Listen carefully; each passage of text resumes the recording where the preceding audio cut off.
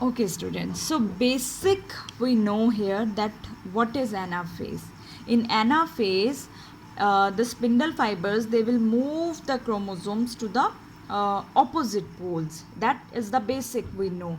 But here, because we are having sister chromatids, right? And these sister chromatids, now what is happening here, as you can see in this case in our metaphase, there, as you can see that there was only one centromere, and what is happening here in our anaphase, this centromere is splitting, and I already told you that when centromere splits, which fibers they will be shown up, interzonal fibers will be observed here.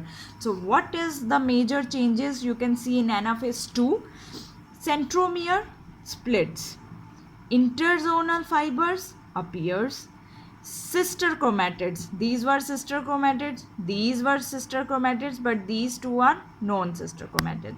So sister chromatids, who are separating? Sister chromatids, they will separate and move to opposite poles as the daughter chromosomes, right? So now they will be now form the, because they are going to form one cell, and these are going to form one cell, so that is why we are calling them as the daughter chromosomes.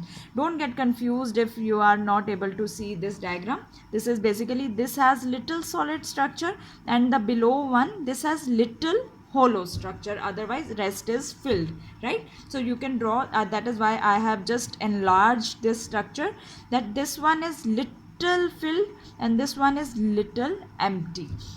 Now telophase 2. In telophase what happens? Cytokinesis starts, but before cytokinesis what happens? Nuclear membrane reappears. So once they reach to the poles, this will be pushed towards this side, this will be pushed toward this side. So once they will be reached to opposite poles, in the telophase 2, nuclear membrane start reappearing around them. Spindle fibers, ester rays now completely disappear, and chromosomes, as you can see, they change to now we have not drawn them thick, because these sister chromatids, you have separated them, these are separated in our meiosis too. So as you can see, now they are just thin chromatin fibers like structure. But what was the telophase 1?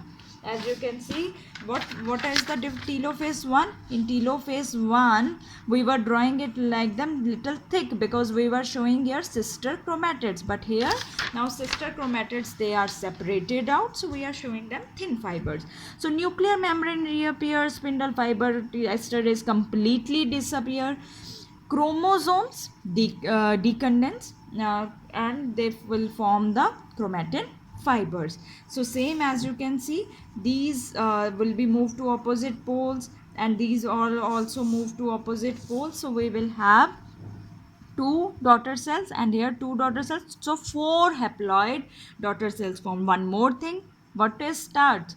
Cytokinesis begins, and when cytokinesis begins, then there is invagination of plasma membrane also start. That is why we have showed these bulges in this at the end of, actually in late telophase, or basically end of telophase, this invagination starts. So what is happening in cytokinesis 2? We have our final four haploid daughter cells. What were there? What were here present? Four haploid. Now you know these term, sorry, now you know this term, daughter nuclei. But what are here? These are four haploid daughter cell. What is the ploidy? Haploid. So formation of tetrad cell, tetrad is always means 4, 1, 2, 3, 4. So 4 haploid daughter cells are formed, which are having the chromosome number half to their parent cell. So this ends with our meiosis, complete meiosis, with the meiosis 1 and meiosis 2 stages, right? So let's just wind up, or just summary basically what was happened. As you know, that we fix our chromosome number, we took like 2n, we were consider in the starting that 2n we took 2n equal to 4. So here our starting cell was having the chromosome number 4. Now, as this cell enter into meiosis 1, which is called reductional division, there will be two daughter cells will be formed. What were these having chromosome number? N 2 2.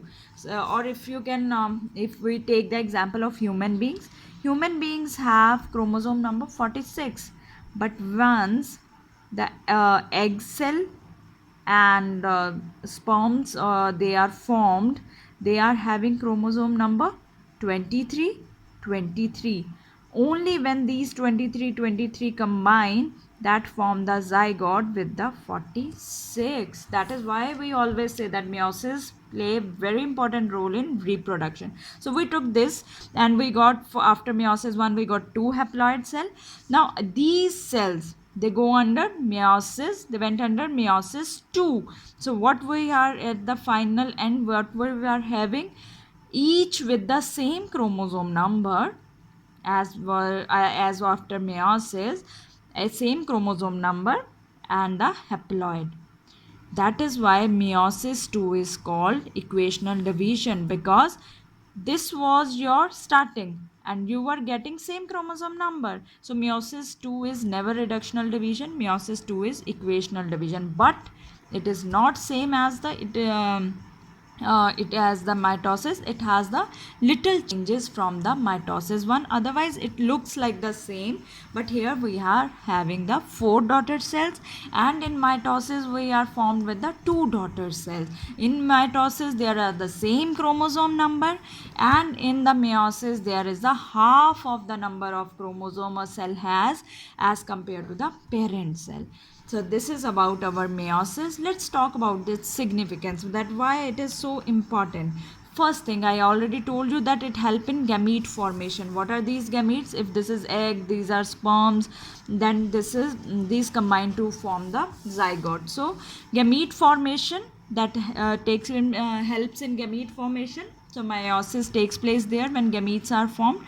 Gametes are which ploidy? Gametes are haploid. Gametes have the ploidy N, and it plays, that is why it plays a major role. And when gametes are involved in reproduction, which kind of reproduction that is sexual reproduction, right? It help in, that is from point from your crossing over. In meiosis 1 we said that there is exchange of genetic material through which process? Crossing over happens like this between the two arms of the chromosome. Crossing over always takes place between the non-sister chromatid. So help in exchange of genetic material during the crossing over. Now genetic exchange, what is the importance of this? Genetic exchange results in variation. Now as you can see, eggs are different. Egg is coming from mother, sperms they are coming from father. When they will combine, they will form the zygote, right? So now that zygote will have the variation. So genetic exchange result in variation. Why we need variation? As you just finished with your 10th standard, in we discussed the chapter heredity and evolution. Variations, they are essential for evolution. One thing more, meiosis play a very important role. It help in maintaining the species specific chromosome number. As you can see that if this was the chromosome number of, in case of human being, a human being has the chromosome number 46, but once egg is formed, what is the chromosome number? 23. Once sperm is formed, what is the chromosome number? 23. But after sexual reproduction, when they combine, what is the ultimately chromosome number of that human being? That is 46.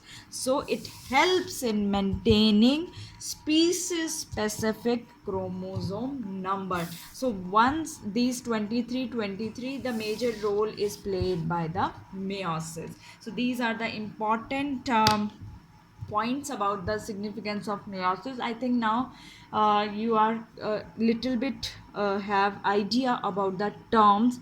See, sometimes it is not like that once you first time read it you get all the things clear. You have to go through this one or two times. Mostly in second time sometimes things change. Watch the go through these videos two times, three times, pause to the point wherever you are confused, and then get read NCRT. You will be get more clear about that mitosis and meiosis. Why I'm saying this? Because these two processes, they are basic of everything in the biological life. So this concept about these processes need to be very clear for you people. So till then we'll meet you in the next video. So thank you so much.